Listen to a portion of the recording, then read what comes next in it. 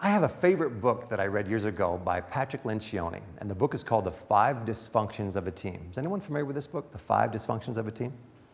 Howard and someone on the back row. Great.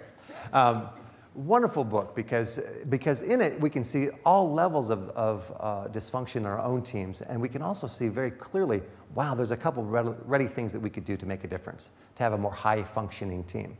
And it's a very fun book. It's kind of an allegory, and if you don't like the allegory, you can just jump to the back and read the synopsis in about 10 minutes. So there's really no excuse. Because one of the stewardships we have as leaders is to create community, create a sense of connection, and keep it. But that book got me following a little bit Patrick Lencioni. He wrote another book called Death by Meeting, which hopefully won't happen here during my session anyway. But then he wrote a book a couple years ago that I picked up called The 3 Signs of a Miserable Job. Now someone pointed out to me, said, Kirk, if you've got a miserable job, you don't need a book to tell you what it's about. And I said, that's true, but what are the 3 signs of a miserable job? And I want to just focus this morning on one sign, sign number 1. But here's the 3 signs. The first sign is anonymity. Anonymity is the feeling the employee gets when they realize their manager has little interest in them as a human being, cares to know little about their lives, their interests, or those things that are important to them. They feel invisible. They feel miserable. Diamond certainly had a strong case of anonymity.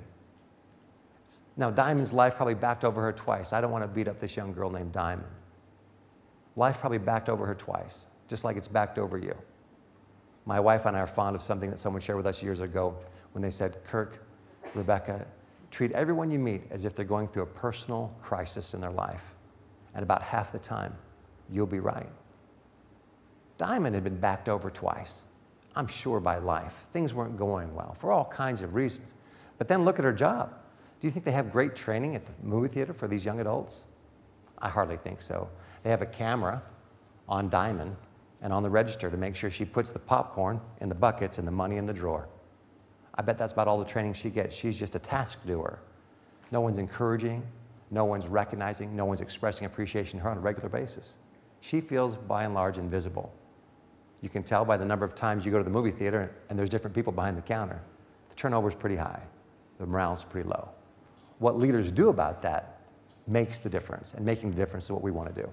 The second sign is irrelevance, which takes root when the employee cannot see how their job makes a difference, right?